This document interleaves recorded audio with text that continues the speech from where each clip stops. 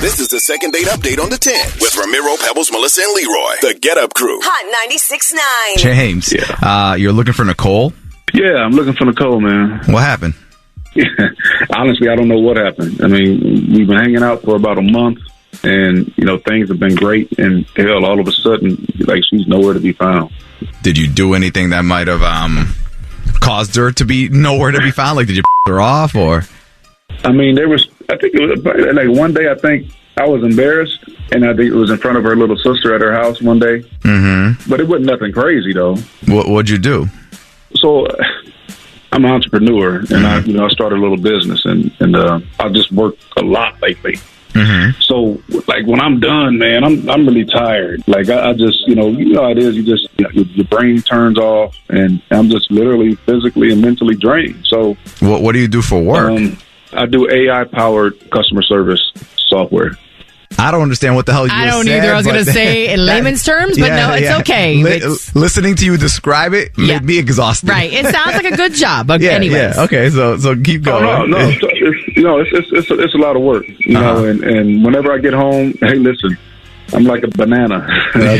I peel my clothes off. You know, I just drop right there on the couch in my tighty whities. To just watch TV, man, and just shut my brain off. It's a lot of work that I do, man. So what happened? So the last time I was at her house, we was upstairs, and she was up there showering, and I didn't know that her sister and her sister's fiance kind of like were over for dinner. Like I told you, when I get from work, I just kind of peel my clothes off, and they saw me in my underwear. Okay. I mean, it's embarrassing, but not a deal breaker, I would hope. Yeah, so what happened? So I run into the bedroom, and she had the door locked. You know what I'm saying? Because she's taking a shower. Yeah. So now it's like I'm streaking. I now have to run back through the living room. Yeah. Actually, I ran back to the living room and then grabbed my clothes that were on the floor in the hallway, to get dressed until she was done. Right. So she saw. So they saw you in your underwear twice. That's hilarious. It was embarrassing for me, but like not for her. I mean, I don't understand like why she's not calling me back now. Yeah, that doesn't sound like a big thing unless something slipped out while you were running past her sister. Well, I mean, no, it wasn't like that guy in the Olympics when he did the pole vault. Nothing popped out. My God. I mean, it was. You know what I mean? And she's like, maybe it was. Maybe you're packing more heat than her fiance, and now the sister's rethinking the marriage. I don't. Okay, well, listen, we'll give her a call for you next. All right. All right. Hello. Hello? Oh, sorry, I just burned my hand pouring my coffee. Who's this? Nicole, this is Ramiro, Pebbles, and Melissa, the Get Up Crew. Can I explain why we're calling you? What? So, you got the right number? Yes. Let me explain real quick. We got your phone number from a gentleman that knows you, and he feels like you two have a chemistry, and he would love to ask you out on a date. And what we do is we pay for dates. So we're going to tell you this guy's name, and if you agree to go on a date with him, you don't have to, but if you do, you can tell us when you're free and what time, and you can even tell us what restaurant you like to go to, and we'll pay for a date for you and this gentleman. Free food, free drinks, all that stuff. If it's a guy I know, can I guess? If it's a guy, go ahead, take a guess. Is it James? It is James. Oh, boy. Okay. You know what? You can tell him to go himself, please, and, like, right away. Wow. He said the only thing he can think of is that he was in his underwear in front of your sister and her fiance. Does that... Hell no. No. That'd be such a... Oh, my God. No, that's not why. Like, he really doesn't know why? No, he was confused. He thought it was because he was in his underwear. So hold on a second. So what is it that he did? Okay, so my grandmother passed like 2 weeks ago, right? Oh my God, I'm so sorry. Sorry to hear that.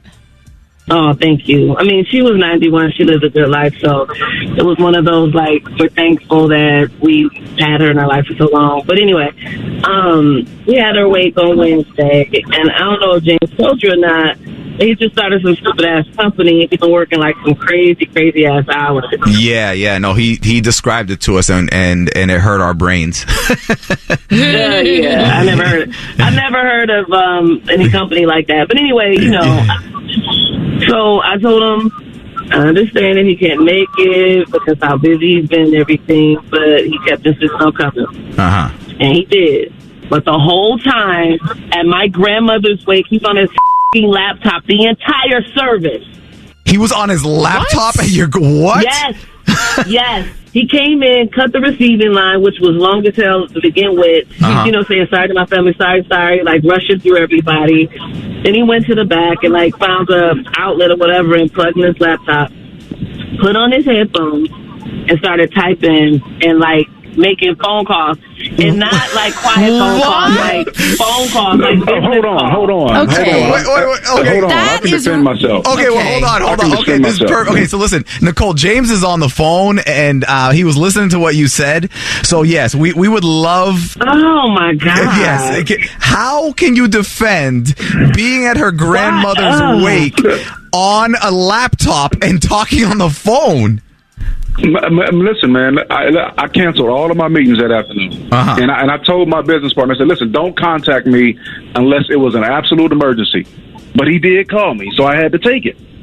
No, you didn't. You had to take it. That's so rude. You could have told him that you wouldn't be available for that hour. Right. I mean, or even like 20, 30 minutes. Or maybe go outside. Like, I don't understand. Right, exactly. Who does that? So it's easy. It's crazy, God. man. It's easy for you to say that. You work at Fidelity. You work Monday through Friday, 9 to 5. I'm starting the business from scratch. Like, come on. You know what? I have to go. I'm not even going to argue with me. You showed me that your dumbass, your dumbass job is more important than my family and me, honestly. So, you. Man, first of all, it's not just a job. It's a business that I'm starting. I mean, it's from the ground floor. You know what I mean? So, I mean, and second of all, she's not my family. I mean, she's your grandmother. I've never even met her. Oh, so, you know what I'm saying? How about giving me credit for just showing a little up? bit of empathy You here. know what? James, the off. Damn. People kept asking me, who's that ass talking on his phone the whole time? And like, you could have went outside and I'm taking up defending you, and you here on the radio trying to like really defend that I needed to be in front of my computer. Jesus, you know what I mean?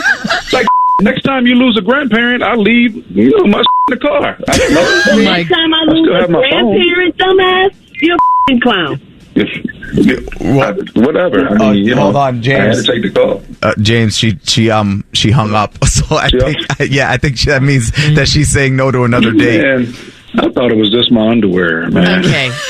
Is this a lesson learned for you next time? I mean, you know what? I'm a startup. I gotta get it where I can. So I mean, I didn't think, You didn't think at all that when you were in the back of a wake yapping on the phone that might be it? I mean, it wasn't loud. It was, I mean, you know what? These women are never satisfied. You know what I'm saying? You have a job, they're on you. You have a good job, they're still on you. They just never satisfied. The second date update on the 10th.